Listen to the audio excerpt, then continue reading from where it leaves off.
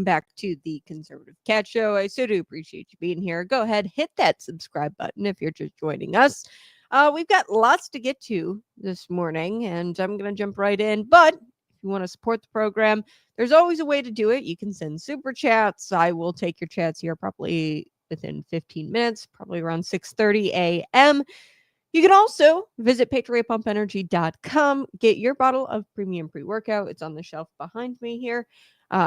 We have the fruit punch flavor. It is a premium pre-workout, a great energy drink alternative, not gobs of like caffeine and sugar in it. We're not trying to get you addicted. We're trying to provide you long-lasting energy, and that's patriotpumpenergy.com. Use promo code ConservativeCat for $10 off at checkout. That's the best promo code out there. We give it to you, the listener, the viewer. I am so appreciative. Happy Monday morning at 6:16 a.m. Good morning. Hey, John, how you doing? We are going to be jumping right into this mass murderer. And I'm going to be honest with you, I'm kind of a news hound, and I did not see this story. And I feel really bad for not sharing it with you, because you need to know that there is this killer, alleged killer. He is answering for his alleged crimes now, but I mean, not before there was 18 people murdered. Okay, so 18 people have been allegedly murdered by this fellow. The mass murderer you might not have ever heard of. We're going to be talking about him here on Conservative Cat. The corrupt media will not talk about this guy. And throw into the comment section why you think that is. Why is it the corrupt media is not talking about a guy who killed 18 people? This is in all of, I think this is in Arkansas history. I mean, Alabama, Alabama, Birmingham, Alabama. This is the most insane serial killer. I mean, deadliest accused killer in Alabama history, and the mainstream media won't talk about it. So we're going to get to that. Plus, Supreme Court Justice Amy Coney Barrett. I'm not a big fan of her. She does have this new book out, and she's defending the Dobbs decision. And she is telling us that we need to tune out critics like Hillary Clinton. So I think that that's interesting. There's also a few interesting things that Amy Coney Barrett has to say in this new book. So I will be unpacking some of her comments on the show. And then I also want to talk about Illinois and how they're spending billions on higher education for empty classrooms, essentially, because students are fleeing the state. Higher ed students are fleeing the state. They're choosing places like Indiana, Ohio, Iowa to go to school. But yet we're spending more than we ever have on higher education. So we're going to get to all of it. Plus, 95% of Americans agree on this. You can't get 95% of Americans to agree on anything anymore. Okay, we're a very divided nation, but we agree that we should end congressional insider trading now. And I find it interesting that the Democrats have created their own little bill here to address insider trading, and it doesn't have any teeth. There's already something out there. Josh Hawley introduced it, the Pelosi Act. They haven't moved on that. So this is just more lip service, I think. It's pretending. The Democrats have introduced at a federal level something to combat insider trading, a bill, legislation to combat insider trading. And I just don't think that it's really anything except lip service. So I'm going to dig into it. Smash that like button. Share this out with your friends. Yes, I am back in my studio. Yes, I traveled from South Carolina back to Illinois. Beautiful state. I love South Carolina. I love the South. It's incredible. Like, as soon as you get down south, people are so much nicer. The billboards all talk about Jesus. Like, people love their Jesus down there. And it was very refreshing to be in the free state of South Carolina. But I am back in Illinois now. Is he an illegal alien? Is he black? Is he trans? Yes, he's actually black. And I hate to say it, but I think that is why the mainstream media will not touch this with a 30-foot pole. So let's talk about this. I actually heard it on the radio. Larry Elder had come on, I think, and I was listening to the radio, and he was talking about this case. And I was like, wait a second, I'm a bit of a news junkie, and I feel like if somebody had killed 18 people, like, I would have heard about this.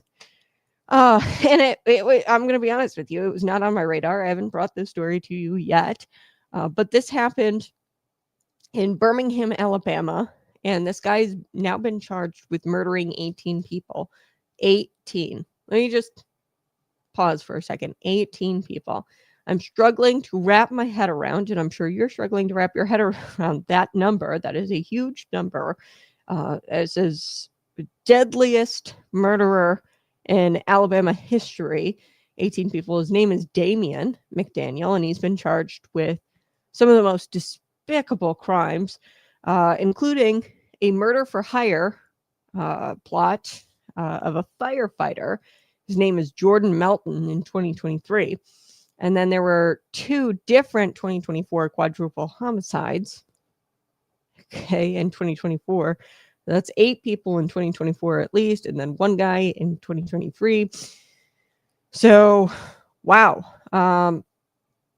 Really scary stuff. This hasn't really made national headlines, though.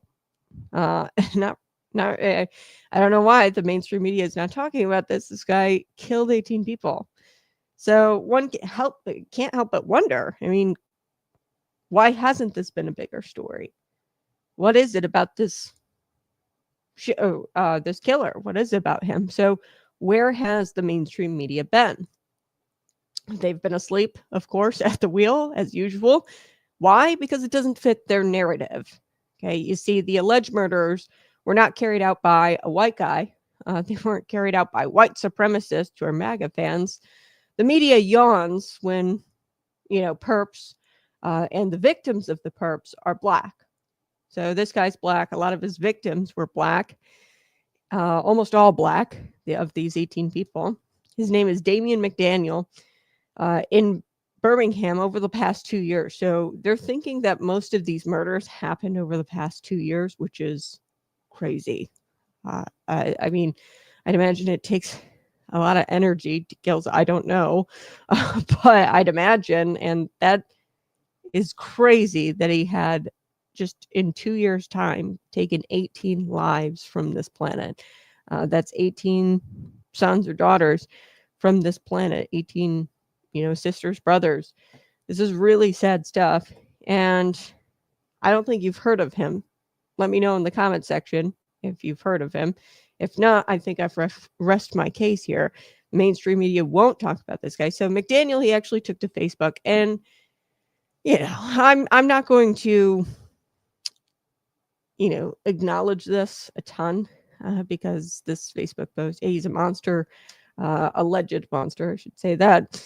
But he is insisting that some of law enforcement's investigative tactics were problematic on social media. He took to Facebook and started to complain, really. And, I'm going to give it very little attention here. I'll share it with you in the comment section after I get through some of it, but I'll read some of the post and recite some of the post, because really this just reads like a total failure who refuses to accept accountability and responsibility for his evil ways, and I don't think it really deserves acknowledgement. He killed 18 people, allegedly. So this is what the Facebook post says. I want to send my condolences to those who have been affected by these accusations. I'm not speaking clarity, and I'm definitely not asking for pity. This is for me because I see how the world is trying to portray me to be. And no, I'm not mad, but I will not allow you to defame my character. I wasn't gone, say, or try to clear up the assumptions. But the truth is that this situation takes a toll on more than just me and my family. My uncle has been targeted, and that resulted in a shooting, and my mother was at home and was shot at. So he took to Facebook, and I mean, I didn't quite understand. A lot of it's riddled with grammatical errors. And to be honest with you, I mean, I'll just sum it up for you. This long Facebook post, he's trying to be the victim here. He's trying to play like he's the victim, or let on that he's like a victim in this case. And the national media has gone completely silent about this guy. His name's Damian McDaniel. And he killed in just slightly over 2 years, 18 people. And almost all of those people, like I said, were all Black. And he's on trial now. If convicted, he will be the deadliest killer in Alabama history. And there are complete crickets on this story. Why? Because the perp and the victims, they were the wrong race. They were Black. And, separately, I want to talk about this, and this has taken social media by storm. She ran from the Ukraine war, and maybe you've seen this case. But she ran from the Ukraine war. She's an actual refugee, and she came here for safety. Now, some of these refugees, they'll claim refugee status, but actually they kind of country hop is the term. So an actual refugee is somebody who flees persecution, either religious persecution or flees a war-torn country. Right? That's actual refugee status. And you actually go to the country in which you apply for the refugee status right away. So some of these refugees I take issue with because they'll come from like Romania, then they'll go to Spain, then they'll go to Mexico, and then they'll come to the United States.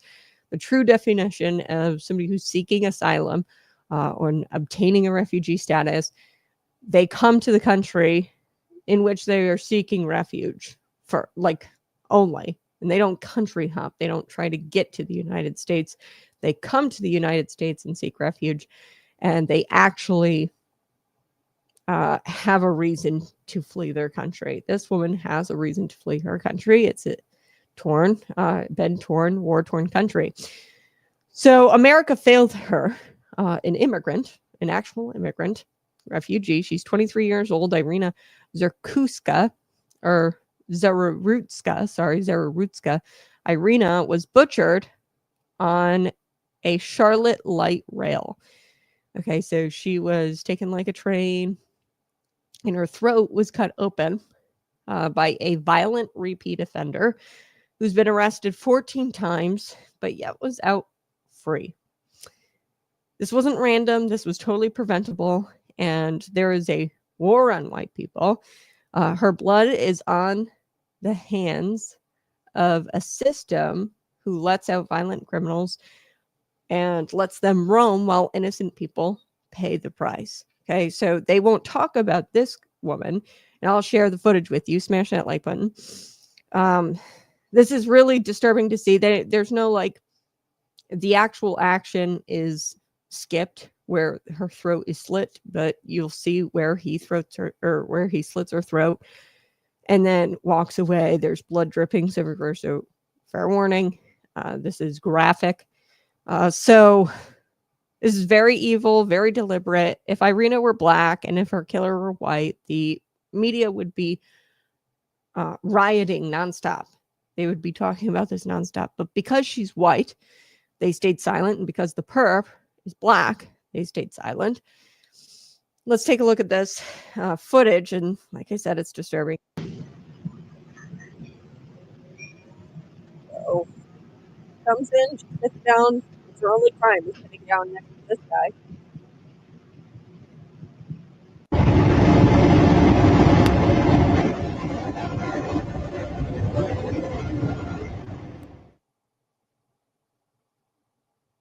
Okay, right here. Skips forward a bit, and this is when, you can see the blood splatter on the ground. It's dripping off of the knife.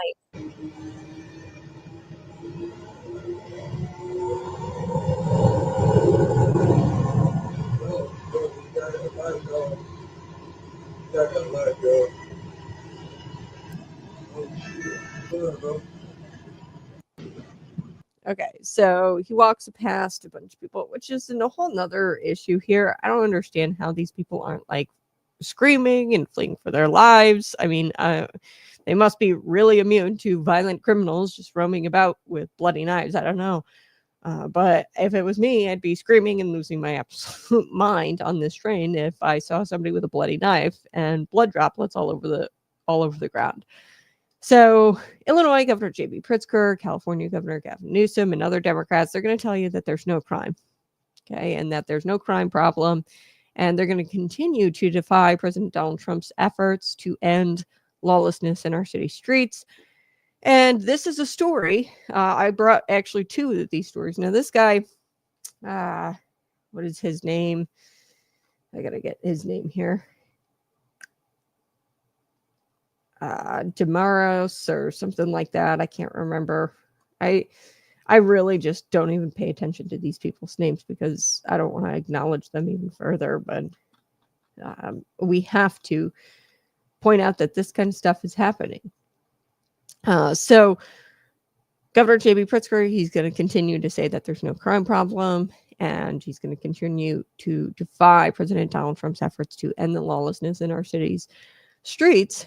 And this story, these two stories that I shared with you, it should serve as a reminder that, hey, there is a very serious crisis in our nation's inner cities, and we need to address it. So this was in Charlotte, this woman, the Ukrainian woman who had her throat slit. 18 people, by the way, in the previous case. These are two separate cases. I was talking about Damian McDaniel, 18, is what he's accused with killing 18 people. And I can't even really cope with that number. Rest assured, however, you'll never hear about it from the acolytes in the corrupt corporate media. You'll never hear that number. You're never going to hear about Damian McDaniel or this guy who slit the throat of this Ukrainian refugee.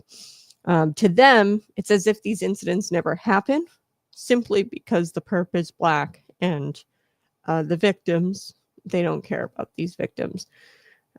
Because this was a white woman, had she been killed by a white man and she was black, this would be all over the media. All right, want to shift gears here? Let's talk about Amy Coney Barrett.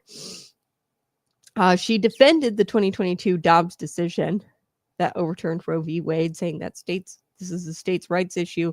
We've always talked about that. The overturning of Roe v. Wade, this doesn't stop abortion outright, which is just crazy that leftists say that this is an attack on abortion. No, really, it's just left up to the democratic process. Your state lawmakers here in the state of Illinois, they went even further. And I mean, I take issue with a little bit of what Barrett had said here. I don't think that the Dobbs decision went far enough. We really need to make this stuff illegal, or what Illinois is doing should not be able to go on.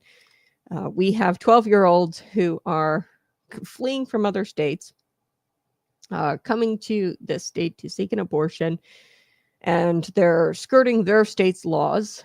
Okay, and we can't prosecute them or prosecute healthcare providers for providing residents of other states abortions. We can't do that. So we've got 12-year-olds who are getting taxpayer-funded abortions, 12-year-olds from Indiana, from Georgia, whatever, coming here to the state of Illinois to get their taxpayer-funded abortion at the age of 12, and they don't have to inform their parents because we don't have parental notification here in the state. We've gone so far with the abortion issue. At this point, you have to, if you are college campus pharmacy or a student health center, you have to provide medication that's not even really approved by the FDA. These are chemical abortions that have caused women to hemorrhage. They're dangerous abortion pills, misoprostol and mifepristone. These taken together is not approved by the FDA, by the way.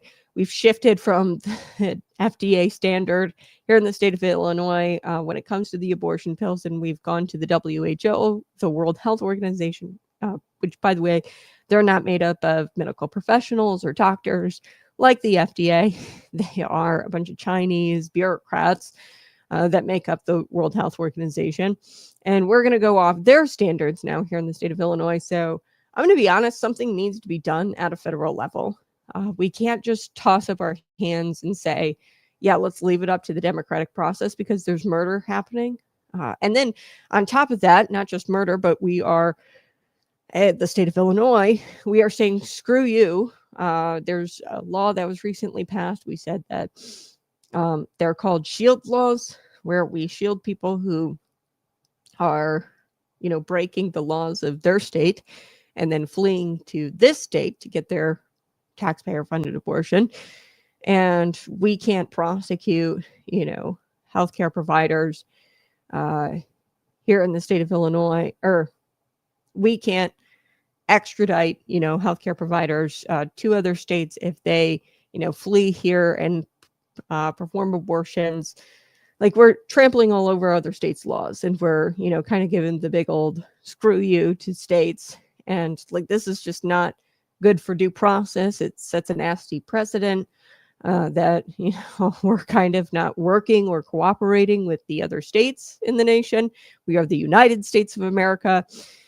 So we can't just throw up our hands and say, oh, let's leave it up to the states. In my opinion, we need something that says, hey, we need some sort of line. Okay, because some of these states, like Illinois, have gone way, way too far with it.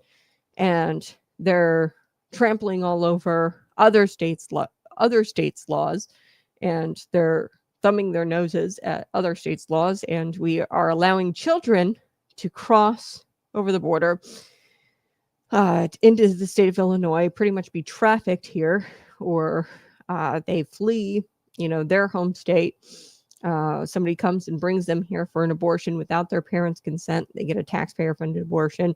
I mean, that's another state. If they go after the said individual for kidnapping, say the parents, didn't know that their daughter was going to come to the state of Illinois for abortion, and didn't know who was taking their daughter out of the state for the abortion, they could, ask for the whatever state that girl was coming from, say like Georgia. They could ask the state of Georgia to pursue a kidnapping charge, but the state of Illinois shields that kidnapper and shields people who bring young girls over here for abortions. So you see where this starts to become problematic, because that interferes with other states' ability to perform due process or to prosecute their laws and to investigate. So the shield law is very un-American and flat out, I think, just unconstitutional. It's you can't interfere with other states and their laws and their right to prosecute criminals, like their obligation to prosecute criminals. So we can't just throw up our hands anyway. So during an interview on CBS Face the Nation yesterday, Sunday, she was on with host Amy Coney Barrett, Nora O'Donnell, and Barrett said that the justices just have to tune out the noise from critics like former Secretary of State Hillary Clinton. Dobbs did not render abortion illegal. Yes, we know that. I don't think Dobbs went far enough. We need something at a federal level, whether Congress passes it, whether, it's, I think that's really where it has to. I don't think an executive order. They're just ignoring Trump's executive orders anyway. It would be shut down by an activist judge like that. But I think if Congress were to pass something like federal limit, something, because the state of Illinois has just run amok. Okay, on the abortion issue, it's just gone crazy, and it's descended into chaos after the Dobbs decision.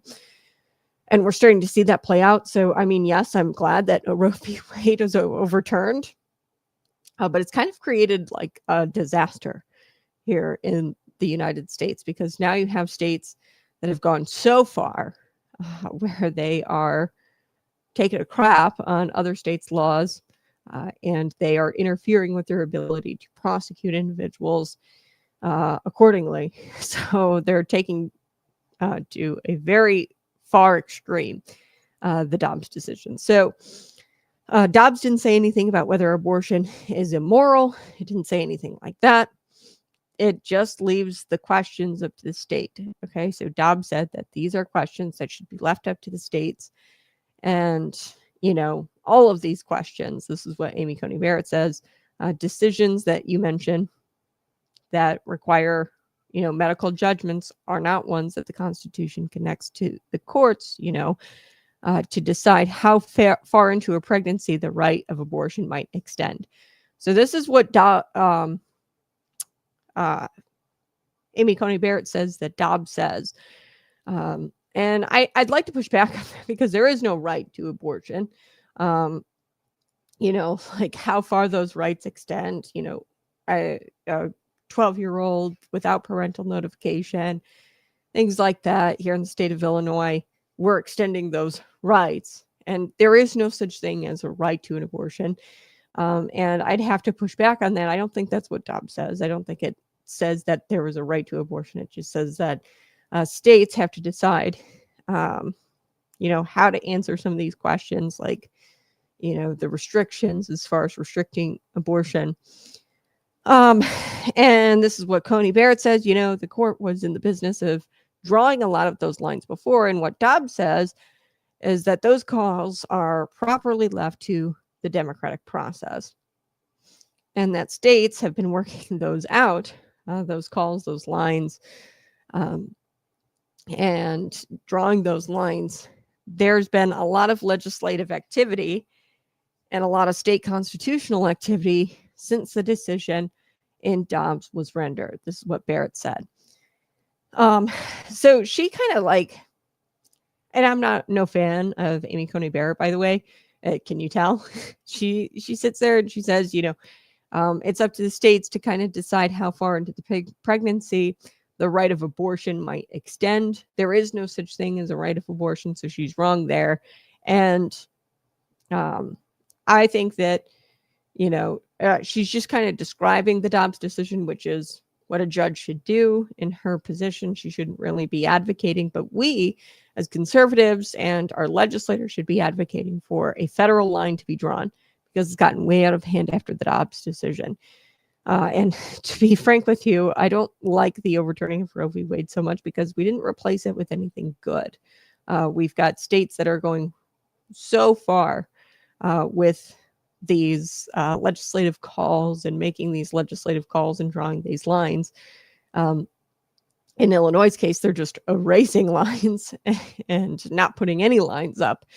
So O'Donnell, this CBS Face the Nation host, Norah O'Donnell, asked Amy Coney Barrett about the criticism from folks like Clinton regarding the Roe v. Wade being overturned.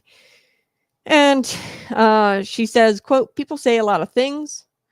So when it comes to Hillary Clinton, for example, she says, what's next?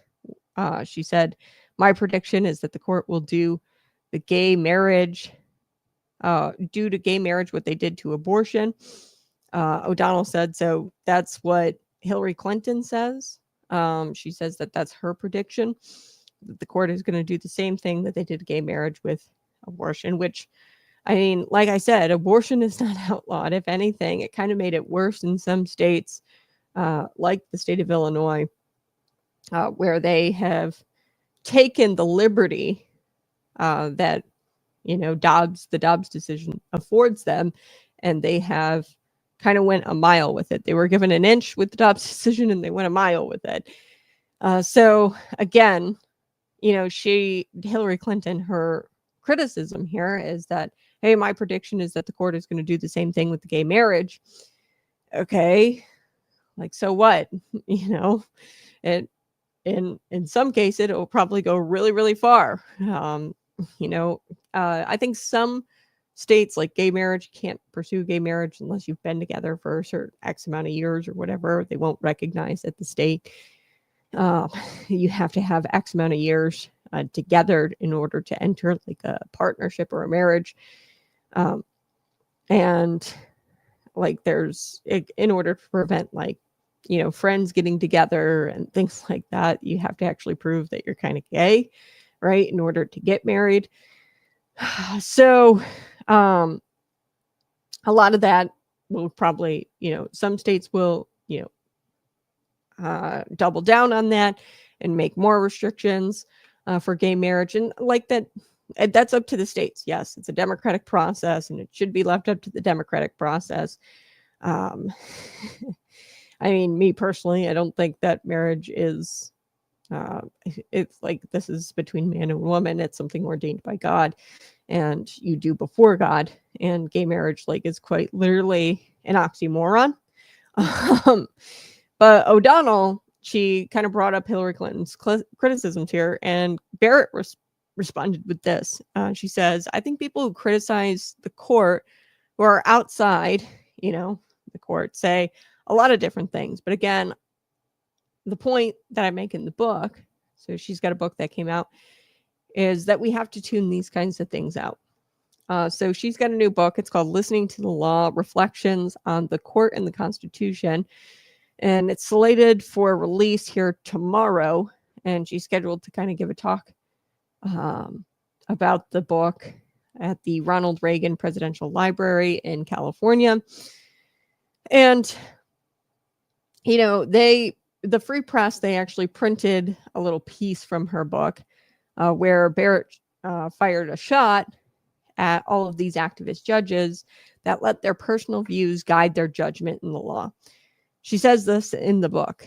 Okay, she wrote, like Americans more generally, judges hold diverse views about the values by which a just society should live. Yet under the Constitution, the choice between these competing views is made by citizens in a democratic process, not by judges settling disputes. Yeah. I would agree with that. She goes further. She says, on the bench, we must suppress our individual beliefs. I don't know if I would necessarily agree with that. How can you suppress your individual beliefs? I think that that's kind of impossible to do to an extent, right? Now, you should try your best to remain impartial, but I would say that if Amy Coney Barrett is a Christian, she should definitely allow her Christian values to kind of seep into her decision making. You can't separate yourself from your Christian values. You can't separate yourself from who you are, which is comprised up of your values and belief system, right? So I don't know. I think it's kind of naive to take that approach. She goes, our job is to protect the choices citizens have made, even when we disagree with them. The judges are referees, not kings, because they decide whether people have played by the rules rather than what the rules should be. So they decide whether people have played by the rules rather than what the rules should be. And I'm sure liberal heads are going to explode over that as more and more progressives find out what she has to say in this book. I'll say it. I think that, the Dobbs decision didn't go far enough. I think that Congress should definitely, and that is leaving it up to the democratic process and not up to these judges, but 100% I'm sure that these judges who overturned Roe v. Wade, their values definitely weren't separated at all. Like, yeah, you can claim that, but you can't separate your values and your belief system from who you are and your decision making as a judge. You really can't. Now you can do your best to protect the choices that the citizens have made, even though you might disagree with them. And you can do your best to suppress your individual beliefs. But I think that there is a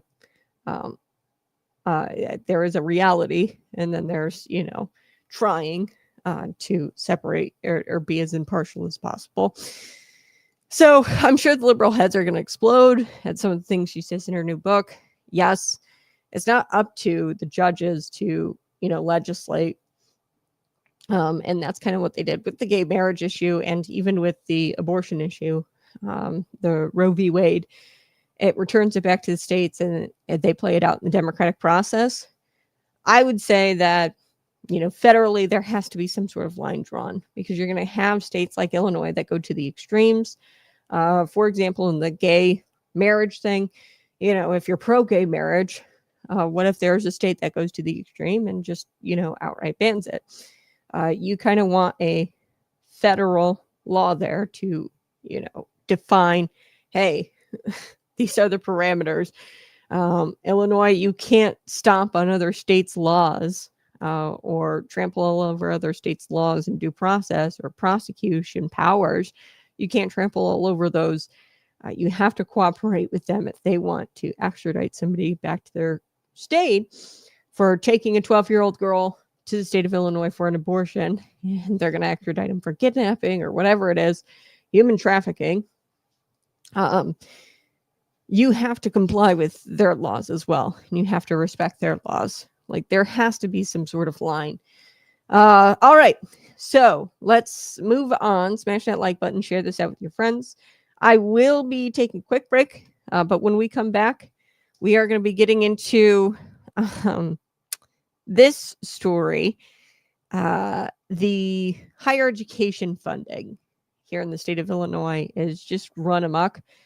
Taxpayers are paying top dollar for empty classrooms. There are a lot of students who choose states like Indiana, Iowa, Ohio. They choose those states to go pursue their 4-year degrees. And our admission rate, like kids being enrolled here in the state of Illinois, have completely just fell off. Like, they are dropping at record lows. But yet we're spending far more on higher education. So we're going to be talking a little bit about that. Smash that like button, share this out with your friends. I'll be right back.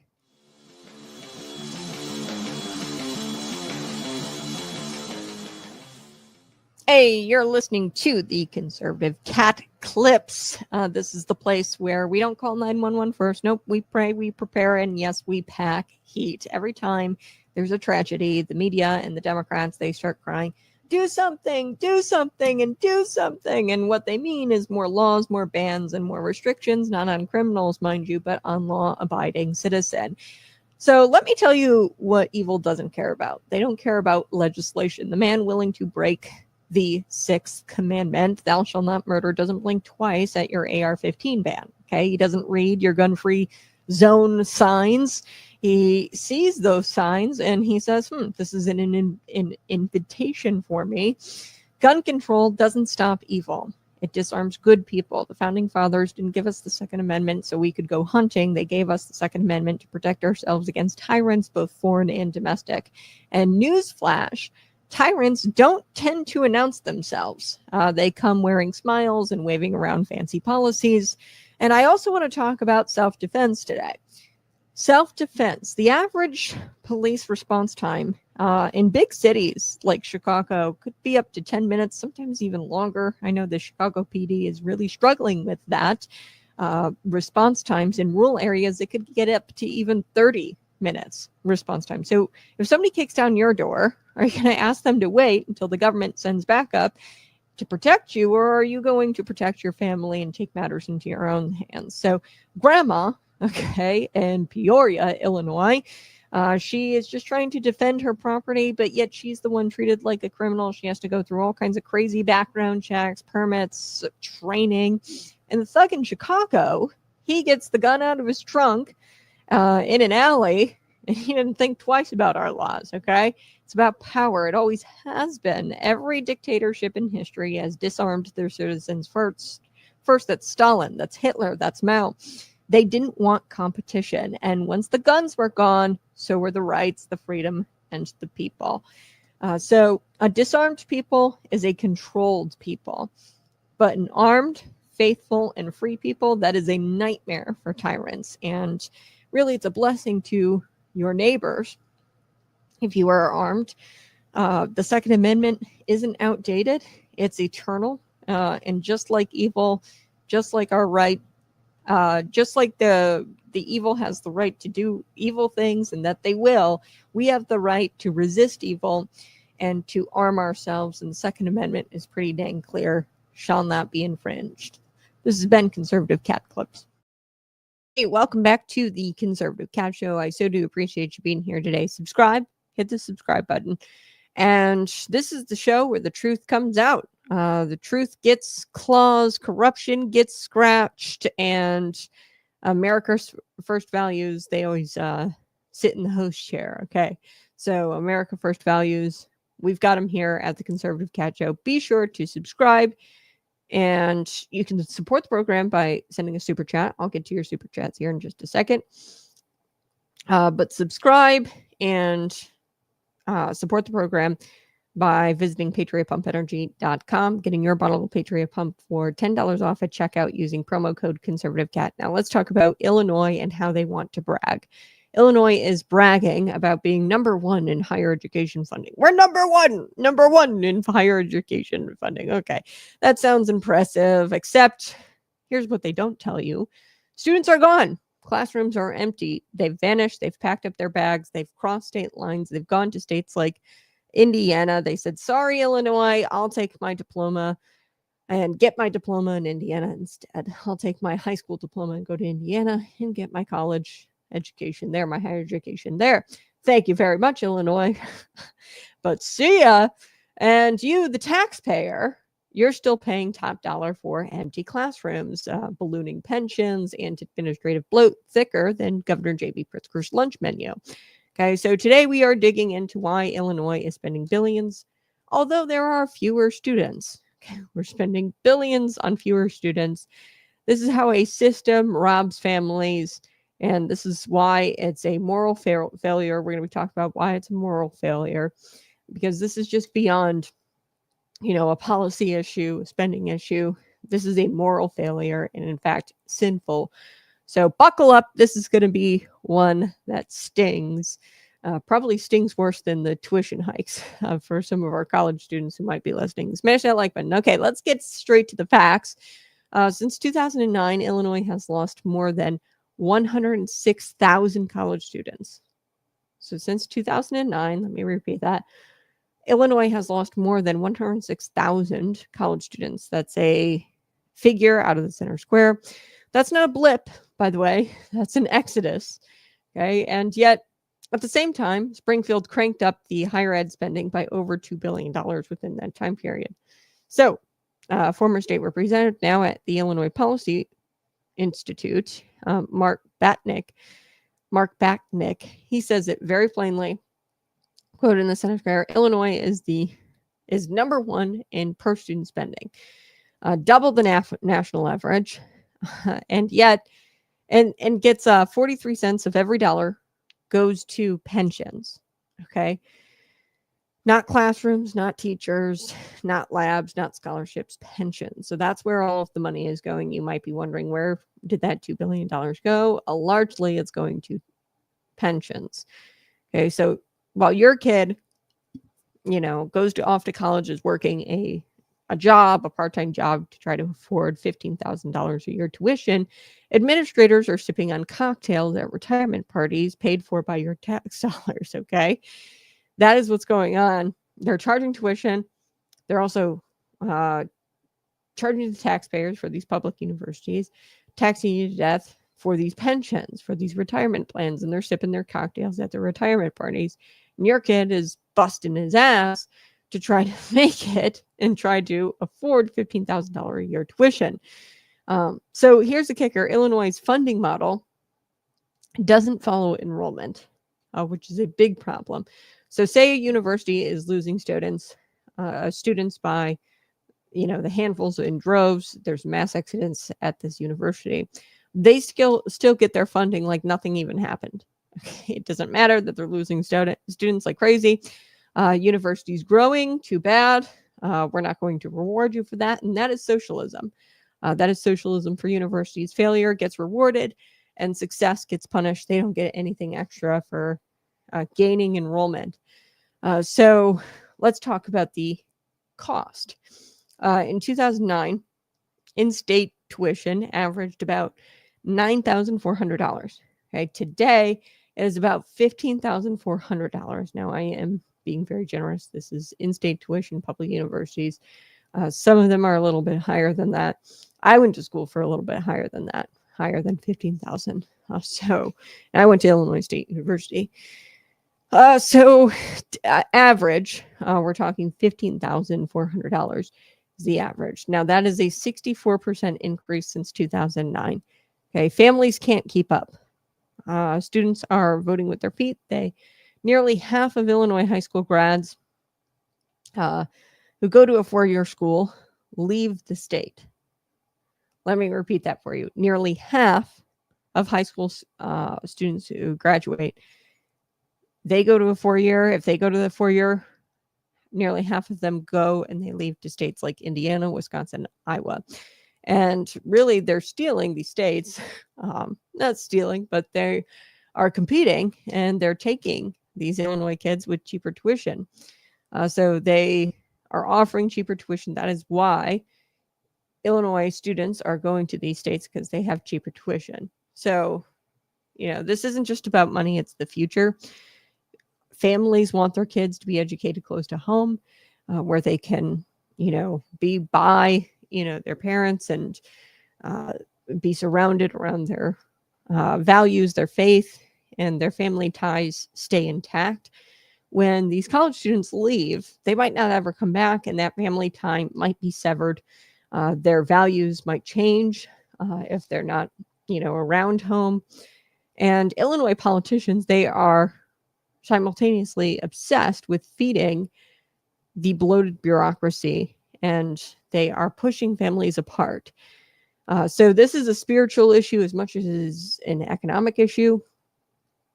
When you rob young people of an opportunity to be educated near home, and then you drive them into debt or out of state altogether, that's a betrayal of the Christian duty of stewardship. Government isn't stewarding its resources, they're squandering them.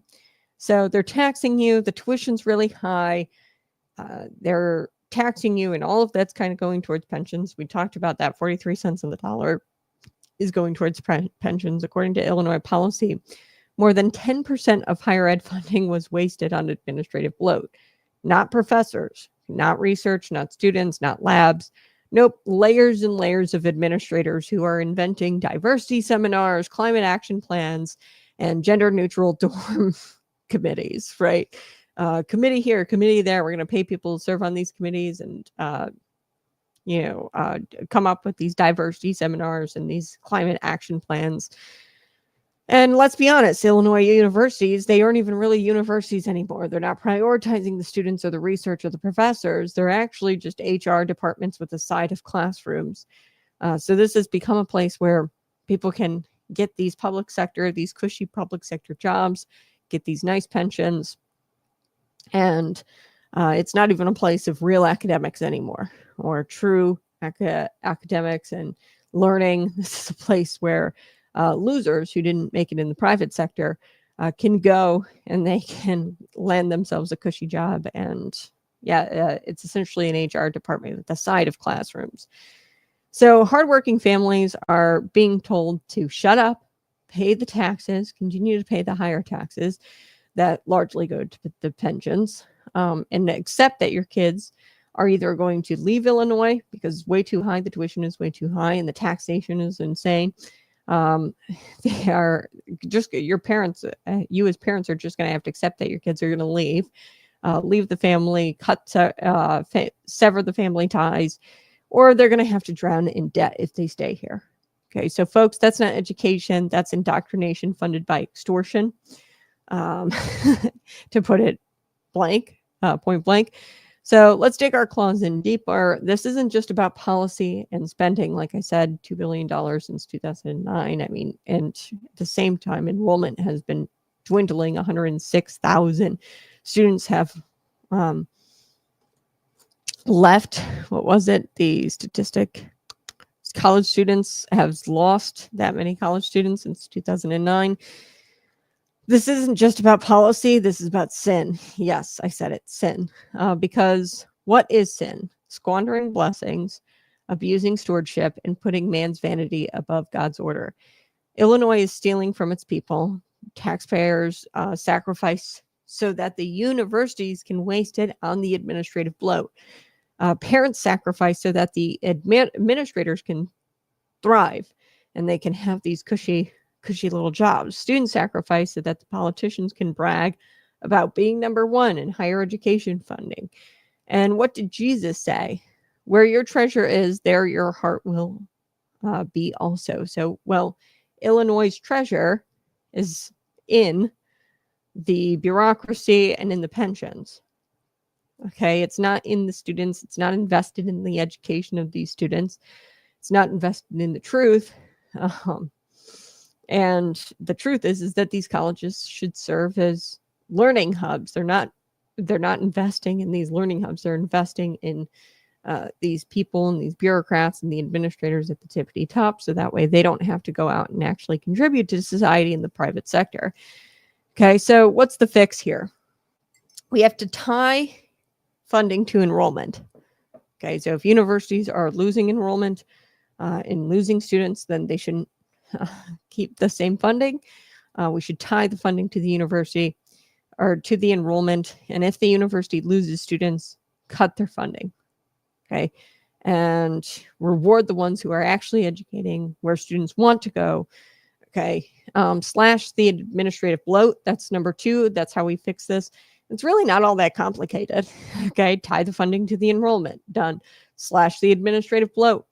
Fire the armies of bureaucrats pushing the woke nonsense and doing these diversity seminars. You have to redirect that money to classrooms, to labs, to real professors who are dedicated to learning. And we need pension reform, which I say all the time. I think pretty much every show. Smash that like button if you want pension reform. Sorry, Springfield, you can't keep treating the taxpayers like an ATM. You got to fix the system. People who are new hires, they should be on 401k style plans. Okay, not these lifetime gold-plated pensions. There's no reason why a superintendent should be getting paid a pension of $200,000, specifically a superintendent. I'm talking about the District 87 one, $200,000 pension plan. And he was serving in a district much smaller than the Peoria School District. This was Bloomington. There was like 9 districts or 9 schools in that district, whereas Peoria has like double, if not triple almost, that amount of schools. And then the current superintendent is making $100,000 in a salary. There's no reason for these gold-plated pensions. Put them on 401k style plans, not these top-tier Cadillac plans. So we can't keep treating taxpayers like an ATM. Okay, school choice for higher ed. What we could do, which would be really cool, vouchers or tax credits to send kids to schools that serve them the best. Okay, so in-state or out-of-state. This would force Illinois universities to kind of compete. Okay, hey, we're going to give you tax credit through our higher education school choice program. That would really like light a fire under the asses of Illinois state or Illinois universities.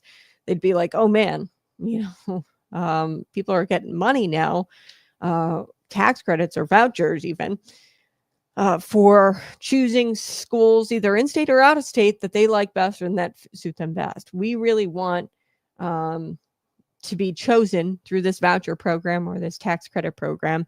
We really want to be chosen, and that would force them to kind of compete and to be the best, so that way students choose them. And last but not least, we need to bring faith and family back. Education without values is indoctrination. Families need to demand universities respect the parents, faith, and truth. Otherwise, they lose funding, period. And I think the Trump administration and Pam Bondi specifically are very dedicated to that. Like, hey, this DEI stuff, the affirmative action stuff, awarding scholarships based on race, that is, anti-truth, anti-family, anti-faith, like that's just blatantly racist. And the Bible talks about that kind of stuff, like, hey, you shouldn't be racist. And they're cutting the funding. The feds are, anyway, for those types of universities who aren't respecting, parents' faith and truth, and they're pushing this DEI nonsense. They're losing their federal funding, and we need to keep at that. And we need to demand that faith and family stay in education, specifically in higher education.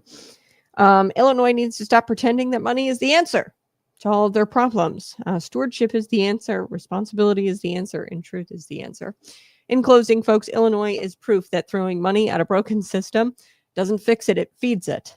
Okay. The politicians, they brag about being number one in higher ed spending. That's kind of like a drunk bragging about how much he spent at the bar last night. Okay. Big spender, but no results. Okay. You can spend as much as you want on booze, as a drunk. And, because your tolerance is a little bit higher, you're going to have no results from that. So you can be a big spender and no results. Drunks do it all the time when they go to the bar.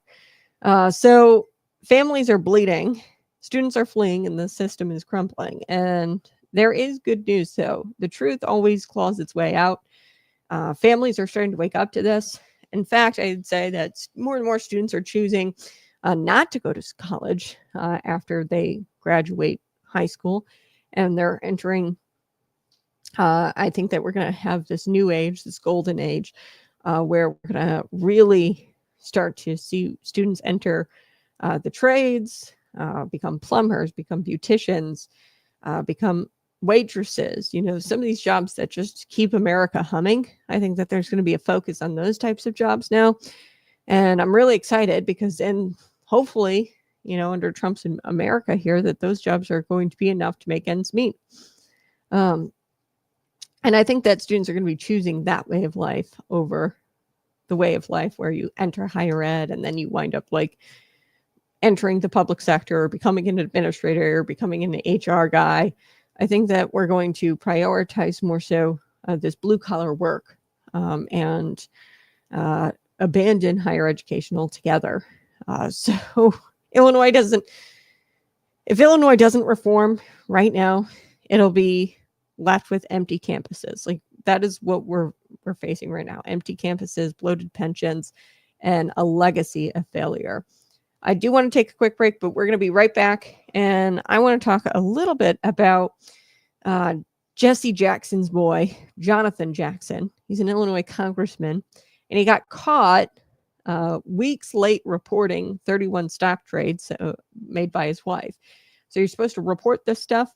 We're going to talk about how 95%, this is a staggering number, 95% of Americans want to see congressmen not able to trade, ban them from trading stocks. So you can't get 95% of Americans to agree on anything. Okay, so we're going to be chatting a little bit about this because there is a crew now, a Democrat is now pushing for members of Congress and their families to be banned from trading stocks. This has been out like for years now, and I don't know why we haven't moved on this. I think that this is just more lip service, and excuse me if I don't jump on the reform is coming bandwagon, and like I'm so excited about Raja Maruthri, which is an Illinois congressman. I'm not jumping for joy because I don't think reform is coming anytime soon. This is just more lip service. I'll be right back.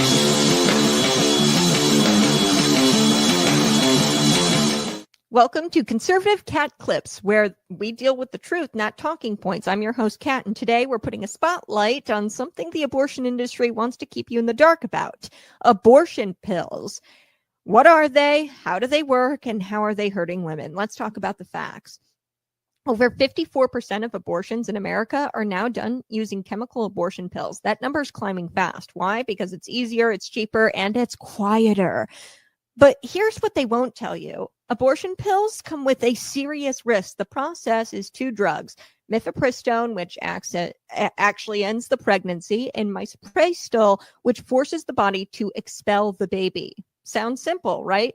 It's not. According to the FDA, 4,200 serious adverse events have been reported, including 28 deaths since 2000, the year 2000. And those are just the official numbers. In 2021, there was a peer-reviewed study that found that ER visits after chemical abortions increased by over 500% between 2002 and 2015. And here's the kicker. Many of these cases are coded as miscarriages, and they're coded as miscarriages because women don't, or they can't tell the hospital what actually happened and that they actually took these pills. That means the real damage, probably much worse. So way more than 4,200 adverse events since 2000. Now brace yourself. The Biden administration made it to where these pills were accessible by the mail with no person exam, no ultrasound, and no guarantee that the pregnancy had to be an ectopic pregnancy. So, I mean, you could be taking these in your 6 months, 7 months, 8 months along. And it's not, this could be deadly if you take it when it's not an ectopic pregnancy. Women are being told to take these powerful drugs, and there's zero medical supervision. That's not healthcare. It's called negligence. It's medical negligence. And we're seeing heartbreaking stories about all these women who are bleeding alone in dorm rooms, bathrooms, parking lots, or even in their own cars in the parking lot. Clinics like Planned Parenthood calls this empowerment and empowering, but tell me how it's empowering to hand a teenager a handful of pills and say, good luck. The emotional fallout is just as real, by the way. There's a physical risk, but there's an emotional risk as well. Women reported feeling abandoned, traumatized, and even haunted by what they've done, especially when they see the tiny, tiny body of their baby passing and passing that. It's traumatizing, and nobody tells them that they're going to see the tiny baby in the pamphlet. So here's the truth, the plain and simple truth. Abortion pills are not safe. They're not kind, and they're not empowering. They actually hurt women, and they silence their pain by taking these chemical abortion pills, and they protect an industry by keeping the abortion in the dark. And it doesn't do anything to protect the individual at all. I'm Kat, and this has been Conservative Clips, Cat Clips, reminding you that real healthcare, it doesn't kill people, and real healthcare means empowering women and supporting women, not selling them lies in a bottle. Stay alert, stay bold, and always choose light. This has been Conservative Cat Clips. Hey, go ahead and smash that like button, subscribe to the channel. I appreciate you being here. Hit the subscribe button right now. Like, love, share. Welcome back to the Conservative Cat Show, where corruption gets clawed, truth gets dragged into the light, and liberty always comes first. Let me ask you something. When you think of Congress, do you picture like the House of Representatives, the House floor, or do you think of it as a Vegas casino floor? Because lately, the difference is kind of hard to spot. Every time I think about Congress, I just think of it as like a Vegas casino floor. Chips on the table, insider odds stacked, and the American people are holding the losing hand. That is what's going on in Congress in Washington. And case in point, let's look at Illinois Congressman Jonathan Jackson. Yes, Jesse Jackson's boy. He got caught, according to the Center Square, late reporting 31 stock trades made by his wife. Oh, don't worry, folks. It's only the law he broke. No big deal, right? It's your typical political family tradition. Rules for thee, but loopholes for me. So there's a law out there that says that you have to report it within X amount of days, but he didn't report it he reported it weeks late, the 31 stock trades made by his wife. Now, some in Congress are pretending to get serious about this, and it's really annoying because there's been a bill out there for quite some time, like the Pelosi Act is what it's called. Josh Hawley has had this, even like AOC has been a proponent of this, and nothing has gotten done. Okay, with the Pelosi Act, it hasn't moved. Okay, and now you've got a bipartisan crew led by a Democrat. Now, this might actually, move because, Democrats leading it, but we'll have to see. I mean, they don't have the majority right now in the House, but Illinois Congressman Raja Krishnamurthy, I think is his name. He says it's time to ban members of Congress and their families from trading stocks. Well, where have I heard this before? Josh Hawley has already been, and bipartisan people, like this has already been talked about. And I know it sounds noble.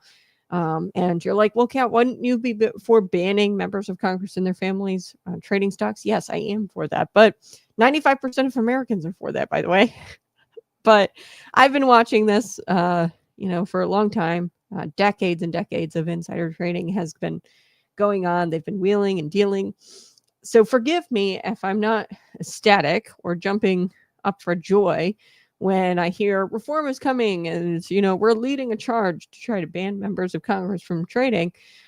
I'm not jumping on this bandwagon because I've heard this same song and dance over and over again. And I'm sorry, just because Raja, this Illinois congressman, is saying like, oh yeah, now we're going to really introduce you. Yeah, okay, give me a break. This is just lip service, okay? I'll believe it when I see it. So let's dig into Jonathan Jackson here, chaboy. He is the son of Jesse Jackson, elected out of the Chicago political machine. And he's already been caught cutting corners. He was supposed to disclose his family stocks within 45 days, but he was weeks late. 31 trades, not pennies. This is not lunch money. This is real money. And this is a symptom of something much deeper. When politicians get elected, they don't pack their Bibles. They don't, pack their Bibles, go to Washington, D.C., and, uphold their oath of office. They don't do that. They often, pack their Monopoly set, Wall Street Journal, and a handbook, How to Get Rich While Pretending to Serve the People handbook.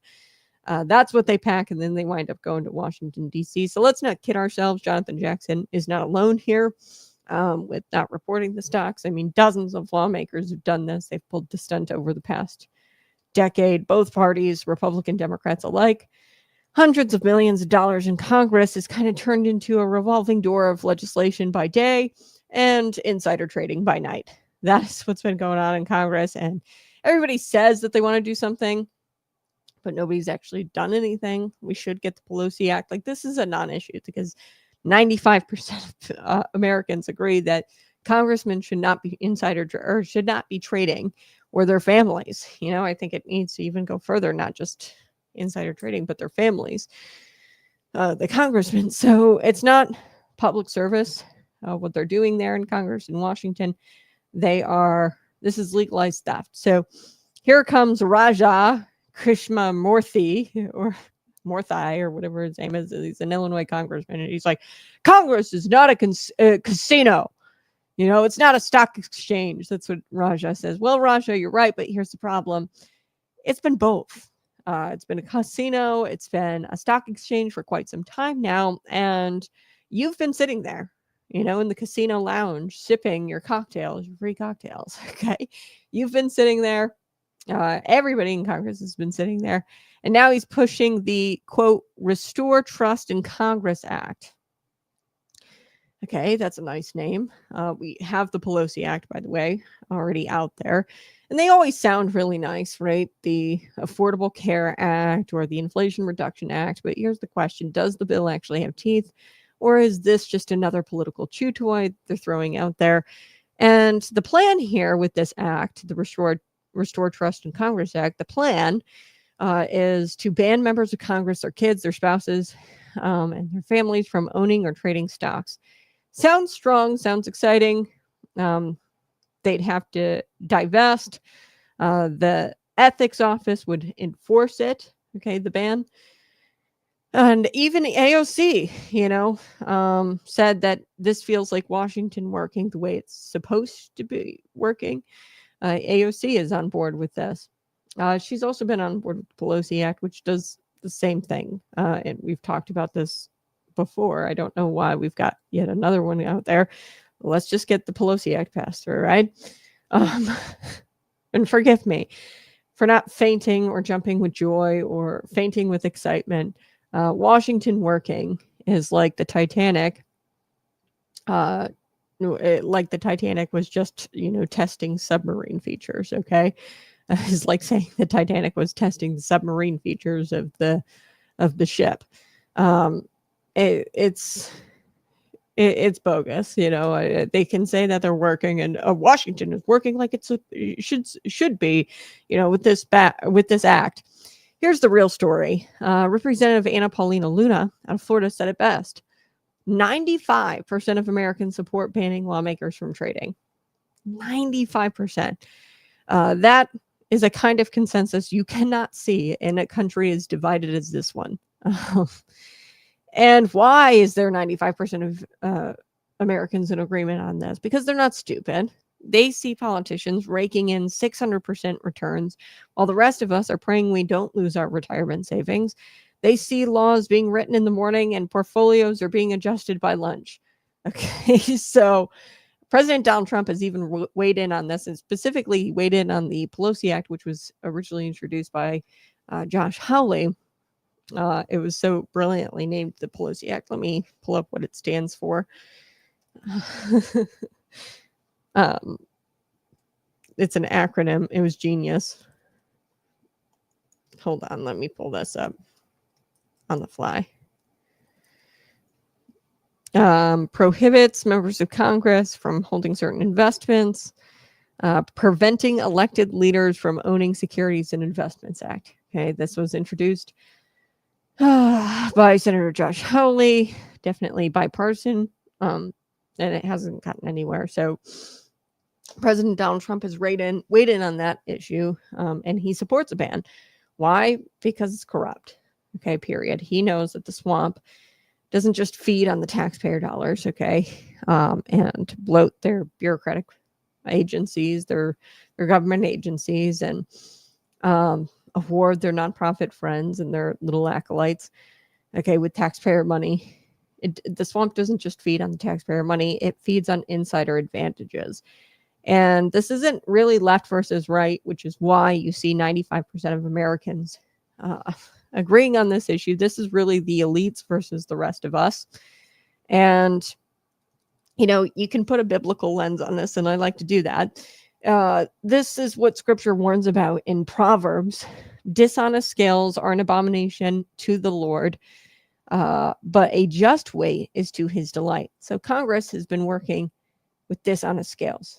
Okay, they pass laws that move the markets, and they sneak off to profit from the very shifts that they caused. Okay, so that's not just unethical, that's theft in God's eyes, because you are having dishonest scales here. And when a father of four loses his retirement because Congress let inflation run wild with the Inflation Reduction Act and the American Rescue Plan Act, but his congressman's portfolio is somehow thriving, tell me, is that justice? Is that fair? Jesus flipped tables when the money changers corrupted the temple. Okay, maybe it's time we start flipping congressional tables too. So what do? I like to bring this to you, a solution. Smash that like button, subscribe to the channel. What we need to do is just ban it. You know, enough of the lip service, enough of like people coming up with their own acts and passing their own acts and their own bills. Like, we just need to ban it, period. You know, 95% of Americans agree on this issue, not just for members, by the way, but for their spouses, for their kids. No loopholes. Okay. Blind trust only. If you want people to serve if you want to serve the people, you put your money in a blind trust where you can't touch it until you're out. Okay. I'm okay with that. Blind trust only. Real penalties. So if you are caught insider trading, there shouldn't be like a $200 slap on the wrist. Okay. Or if you don't file your stock trades like John Jackson did until weeks after the deadline, I don't want a slap on the wrist, man. I want you to be removed from office for cheating. Okay. If you cheat, you're removed from office. And if you break public trust, you're gone. And there should honestly be jail time for this stuff. So transparency in real time. Every trade must be publicly reported within 24 hours. You know, they get like 45 days as is. And then you have some congressmen who thumb their noses at that rule, and then they don't even file until weeks after that deadline. No hiding, no delays. Sunshine disinfects corruption. We need to shine a light on this stuff, and they need to report when they publicly trade. If we're not going to do an outright ban, which we should do an outright ban, but for right now, what we need to do is ensure that they are reporting publicly within 24 hours if they're doing trades. Term limits, obviously, I'm for those because the longer these folks sit in power, the more ways they find to exploit their power. We need citizen legislators, not career gamblers. Term limits would probably help with a lot of this insider trading stuff because you're not building those relationships and you won't have the ability to move the markets and shift the markets and then therefore act by insider trading. So if Washington won't fix itself, the people need to claw back. We need to remove some of these career politicians by primarying them. So let's recap. This whole story was about Illinois Congressman Jonathan Jackson, who couldn't follow the law on reporting stock trades, it looks like. So Raja Krishnamoorthy, who is this other Illinois congressman, suddenly is crying, casino, and then the House of Reps is a casino, and he's promising reform. Americans across the board are fed up at this point. They've been promised reform, not just by this Raja person, but we were promised reform under Josh Hawley, and I don't know why they haven't passed that bill yet. So Americans are fed up across the board. They're not jumping for joy over this kind of stuff because we've seen the same song and dance over and over again, and they're just using this as lip service at this point, saying that they're going to ban members of Congress from trading stock. Congress isn't supposed to be a Wall Street brokerage. It's supposed to be the people's house. Until lawmakers put their money where their oath is, we can't trust them. Okay, and the good news is that Americans see right through this. 95% say enough is enough. And when that kind of unity rises up, even the swamp rats start sweating, and then they have to start saying things like they're introducing legislation to combat this. But at the same time, none of them have moved the needle at all.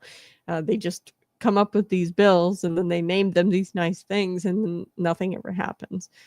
So I'm going to take a quick break, but we're going to come back. We're going to talk about Abby Phillip. Do you know who Abby Phillip is? She's on CNN. And you know what they say about blind squirrels and finding nuts. Even blind squirrels find nuts sometimes. So this is a left-wing host on CNN, and a lot of times she spends her, time trying to lecture on the panel, lecture Scott Jennings for being right about everything. Abby Phillips. So I don't really like to give Abby Phillip a ton of credit, but she actually had this rare act of journalism on the show when she was interviewing the communist from New York. He's the New York City mayoral candidate, Zohran Mamdani, and he's currently the favorite to win that position, by the way, which is wild to think.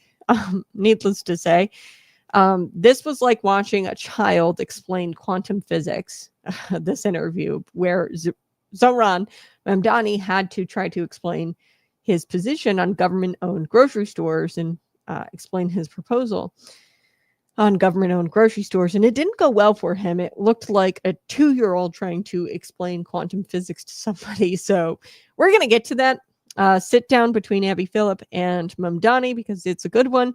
Smash that like button, share this out with your friends.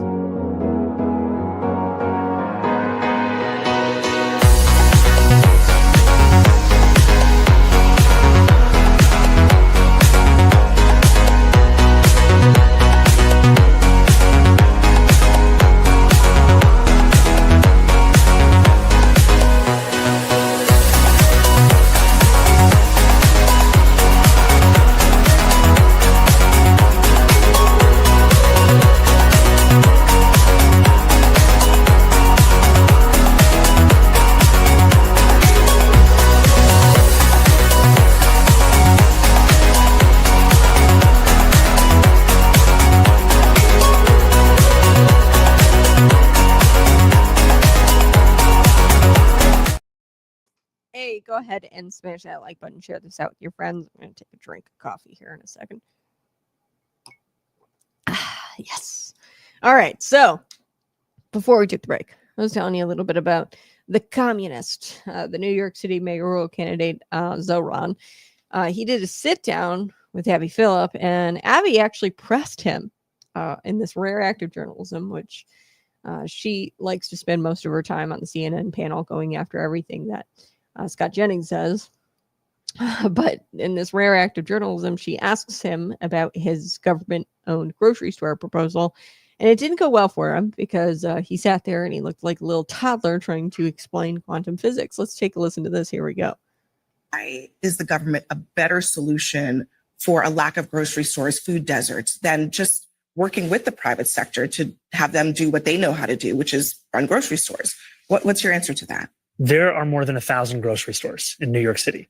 I'm proposing creating 5 additional ones, one in each borough of New York City that the city would run, and that would guarantee cheaper groceries, not free food, but cheaper groceries. And part of that is because food is a necessity for New Yorkers. It's a necessity for everyone. And yet it's something that people are being priced out of. And we can see the promise and the possibility of a public option. And we've seen in studies that have been done about the applicability of this in an urban setting like Chicago, that this is something we can actually deliver right here in New York But there was City. another example in Kansas City where they had a government-run grocery store, and it's been there for years, but it's on the verge of closing because it doesn't work.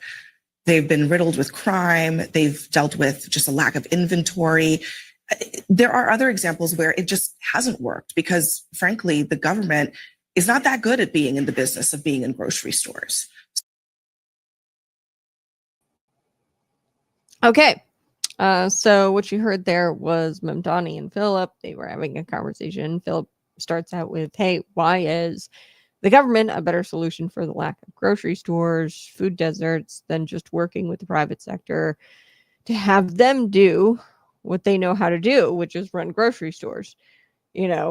What's your answer to that? That's what Philip had asked. And Mamdani said, well, there's more than 1,000 grocery stores in New York City. I'm proposing that we create 5 additional ones, one in each borough of New York City, that the city would run, that would guarantee cheaper groceries. Not free food, but cheaper groceries. And part of that is because food is a necessity for New Yorkers. See, food is a right, healthcare is a right. That's what these socialists always say. Anything that takes time and effort of somebody else is not a right to you. Okay. Abortion is a right. If you have to have somebody come and kill your baby off, that is not a right that is afforded to you. Okay. First of all. Second of all, it's murder. Anyway, so they constantly throw this kind of stuff out there. Food is a right and healthcare is a right. Yeah, but it takes the efforts of somebody else to provide you that food. Okay. For example, this grocery store. If you want food, you can go and grow your own. You don't have to go to the grocery store. You can do it yourself. So this is like straight up socialism. Yes, a necessity for everyone. It's all about, are you going to take the personal responsibility to provide yourself food? That's not something that should be on the taxpayers. So he says it's a necessity for everyone, and yet it's something that people are being priced out of. And we can see the promise and the possibility of a public option. And we've seen the studies that have been done about the applicability of this in an urban setting like Chicago. That is something that we can actually deliver right here in New York City. That's what he's saying. And then Philip says, yeah, but there's an example in Kansas City where there's a government grocery store and it's been there for years and it's on the verge of closing because it doesn't work. They've been riddled with crime. They've had to deal with a lack of inventory. And there are other examples where this hasn't worked. And frankly, the government is not that good at being in the business of grocery store or being in the business of being in grocery stores. Yeah, well, the government isn't really good at anything. Okay. Grocery stores probably not good at that either. We can guess, make an educated guess. They're not good at pretty much everything they do and provide.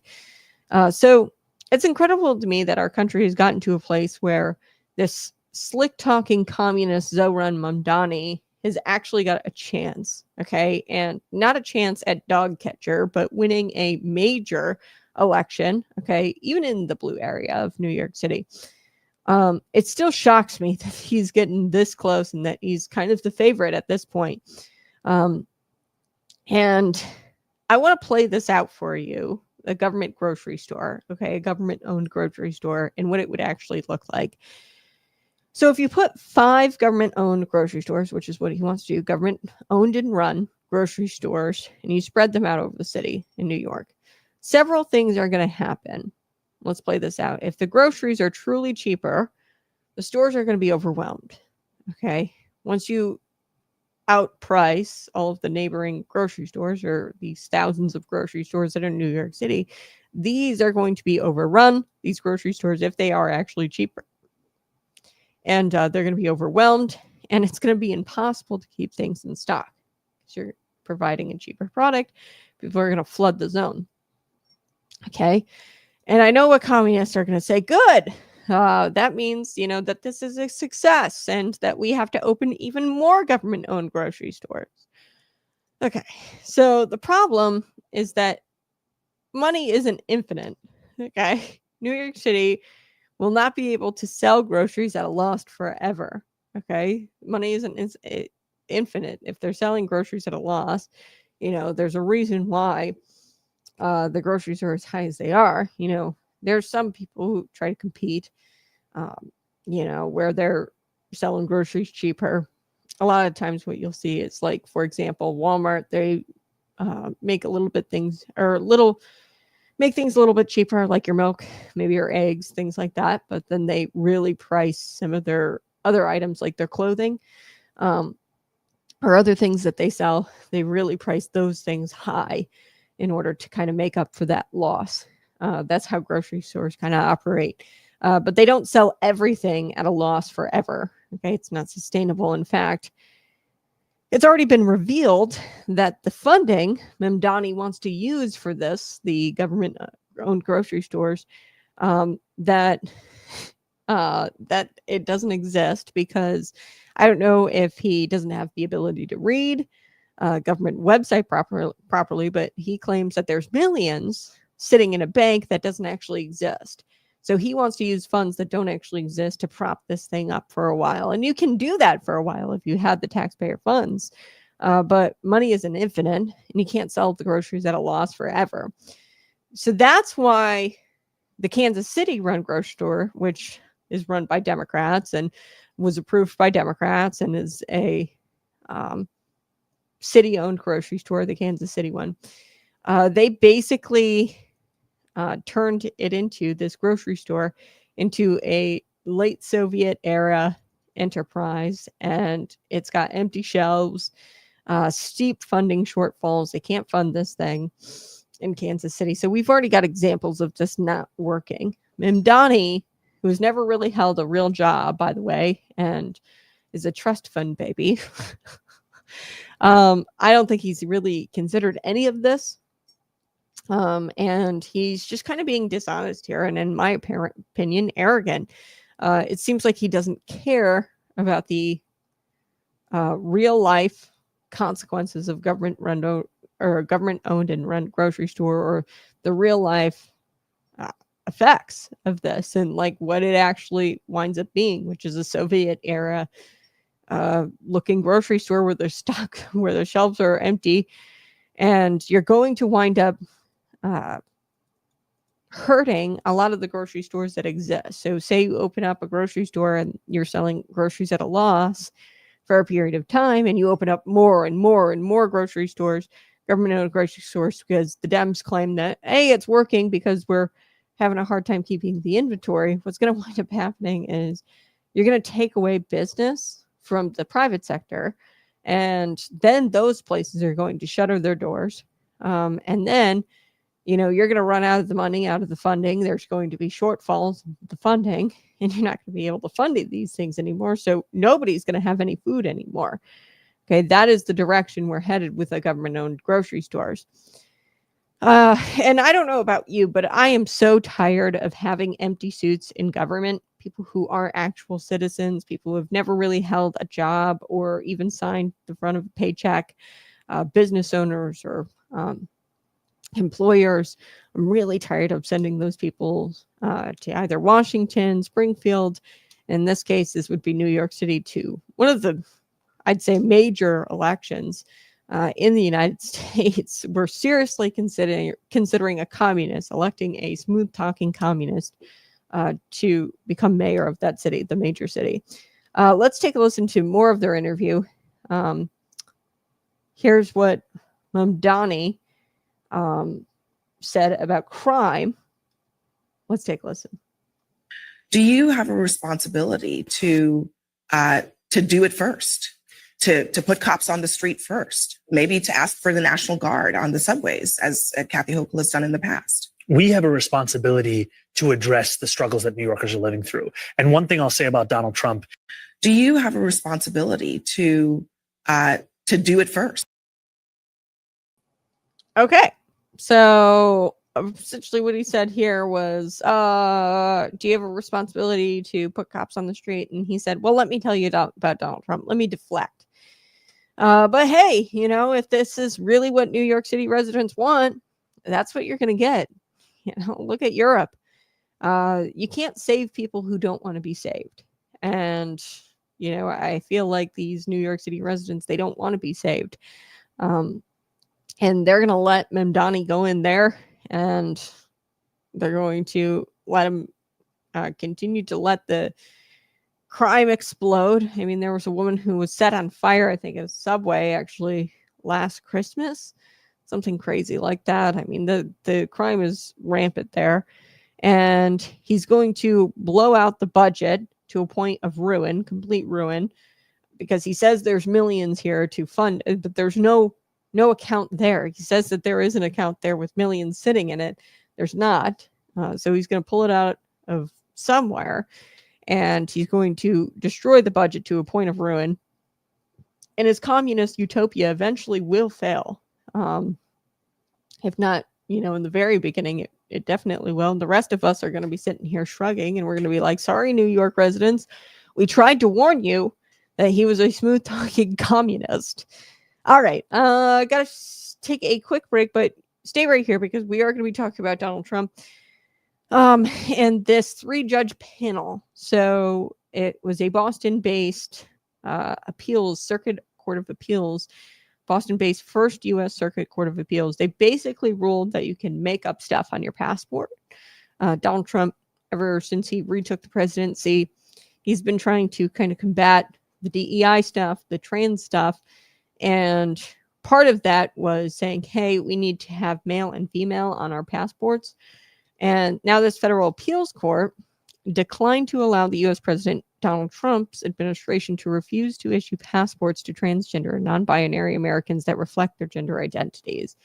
So they said, hey, we're not doing the whole gender identity thing. The Donald Trump administration said that we're going to classify them as male or female because there are two genders.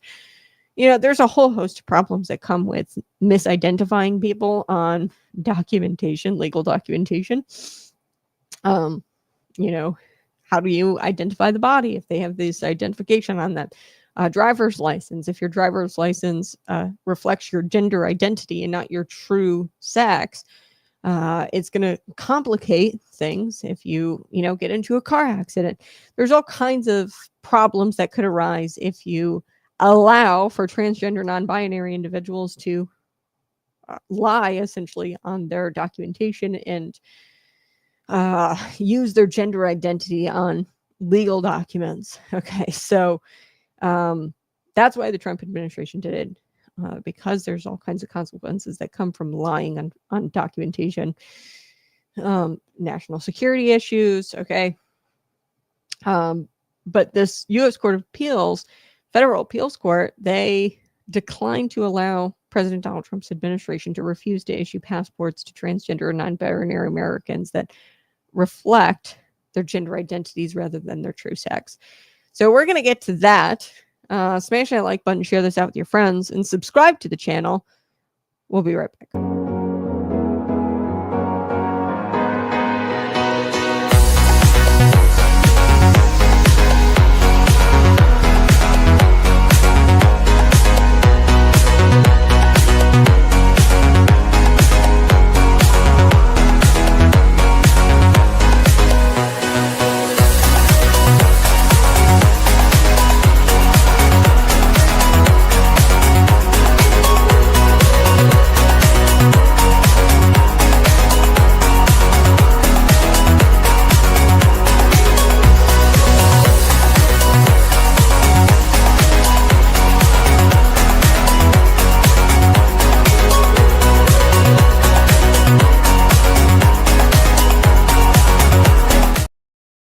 Hey, go ahead and smash that like button, share this out with your friends, subscribe to the channel right now, hit the subscribe button, share this out with that one friend, tell them about Conservative Cat, the Conservative Cat Show today.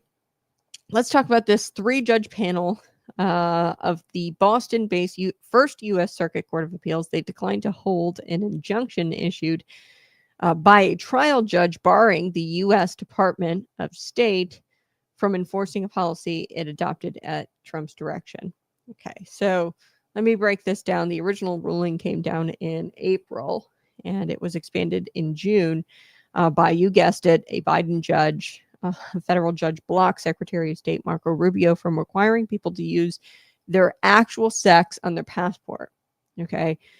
Now that went up to the Court of Appeals. Okay. And the Court of Appeals has sided with that Biden appointed judge. Okay. So at the end of the day, these activist judges are taking a position that it's okay to lie on your passport. That's essentially what's going on here. So this activist judge wants to force us to include the gender X as a passport option and allow people to choose whatever sex they feel like on a given day. So you can either choose, say you're a man and you have this feeling that you are a girl, much like anorexic people have this feeling that they are fat. Transgender people, a man has this feeling, this indescribable feeling that they feel like they're a girl. And the passport, you can allow that man to identify as a female, or somebody can choose X as a gender. Okay, complete and utter insanity. Our judicial system is completely turned into a freaking joke. Okay, so Trump, he noticed something obvious. By the way, when he was reelected and retook office, he noticed something obvious for a millennia. A person is almost always born as a male and as a female. Okay, they're either born male or female. And he signed an executive order called Defending Women from Gender Ideology Extremism and Restoring Biological Truth to the Federal Government. And this was signed on his first day back in office on January 20th. Okay, so at the time of the signing, here's what the Trump administration said. Across the country, ideologues who deny biological reality of sex have increasingly used legal and other social coercive means to permit men to self-identify as women and gain access to intimate single-sex spaces and activities designed for women, from women's domestic abuse shelters to women's workplace showers. This is wrong. Efforts to eradicate the biological reality of sex fundamentally attack women by depriving them of their dignity, safety, and well-being. The erasing of sex in language and in policy has a corrosive impact, not just on women, but on the validity of the entire American system. Basing federal policy on truth is crucial to scientific inquiry, public safety, morale, and trust in government itself. Okay, so that's what the Trump administration said at the time when Trump signed this executive order, and this executive order kind of extends to this passport issue. Okay, so really what this needs to do, it needs to move up to the Supreme Court. Okay, this appeals court, shut it down, much like the activist Biden appointed judge shut this down, because there are only two sexes, and this is an issue of national security. Okay. I could dream up of hypotheticals all day. You go into an airport, you identify as something different on your passport than what you actually are. An air marshal, somebody, describes a man, on this plane that is acting menacingly and brandished a firearm, on this plane. Okay. Now the air marshal, you described a man. He's going to check people's passports. Then the man has F for female. Then he's going to, say, well, this is a man, and I'm checking this person's, this can't be the person I'm looking for, right? So there is a risk to national security. Not only that, but it's also identifying information. It's for other people's safety, or for the individual safety. If you identify as X, how are we going to identify you? If something were to happen, if you were to die, identify your body, right?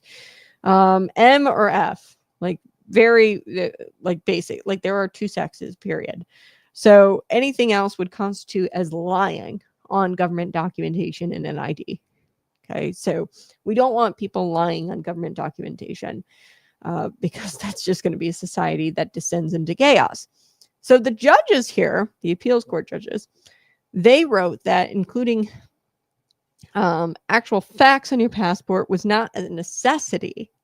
Okay, so including the fact of you either being a boy or girl, male or female, that's not a necessity. It is a necessity. Okay, we have to have these identifying pieces in government documentation for national security purposes, for your own purposes. Okay, if we need to identify you. So in an order, the 3-judge panel of the First U.S. Circuit Court of Appeals wrote that the Trump administration had failed to argue that the policy does not violate federal law and that the government would be irreparably injured if the policy were enjoined. The administration, the judges wrote, had also failed to engage in meaningfully with an earlier district court analysis that its passport policy is rooted in unconstitutional bias toward transgender Americans, okay? Like an unconstitutional bias towards transgender Americans, that a lower court had said that, and they said that the Trump administration failed to address that or failed to meaningfully engage in that bit from a lower district judge. This is not biased towards anybody. I mean, male, female, it's scientific. I mean, I don't know. Science isn't bias, right? When basic facts of life are questioned by the Democrats and the increasingly activist courts, one has to wonder if too many people have completely lost their minds in this woke era. We've got activist courts, activist judges questioning basic facts of life now. Male, female. Okay. It was one thing to have the Democrats do it and to have Democrat politicians do it and kind of grandstand. It's a whole nother thing to have activist courts do it. And, asking you to tell the truth on your passport application should not be a stretch. It is not unconstitutionally biased towards transgender Americans. And they say that this violates the Court of Appeals. They say that the Trump administration failed to argue the policy does not violate federal law and that the government would be irreparably injured if the policy were enjoined. So they wanted the Trump administration to kind of come up with these hypotheticals of how this would injure the government. And I mean, yeah, it would injure the government. It would injure everybody. Okay. If this Trump administration policy isn't enacted, it would injure, not only the person who's lying on their passport potentially, but it would also be a risk of national security. We have to have these identifying documentation be accurate and factual. All right, folks, that's going to be it for us today. Smash that like button, share this out with your friends, subscribe to the channel. We will be back bright and early tomorrow morning, 6 a.m. to 8 a.m. Central Time. Be sure to buy your bottle of Patriot Pump today, and that supports the program. By using promo code ConservativeCat, you can get $10 off your premium pre-workout. It's a pre-workout, fruit punch flavor. It's an alternative to those energy drinks that are full of sugar and caffeine. They try to get you addicted. There's no reason why you should have 300 milligrams of caffeine a day. That's just excessive. And it does more harm than good. I would say, pairing it with black pepper extract, the caffeine, which is what we do in the premium pre-workout formula, Patriot Pump Energy, that is going to provide you long-lasting, effective energy. And I swear by it. I think that it's great stuff. Drink it all the time. Smash that like button. I'll see you guys tomorrow. Bye-bye.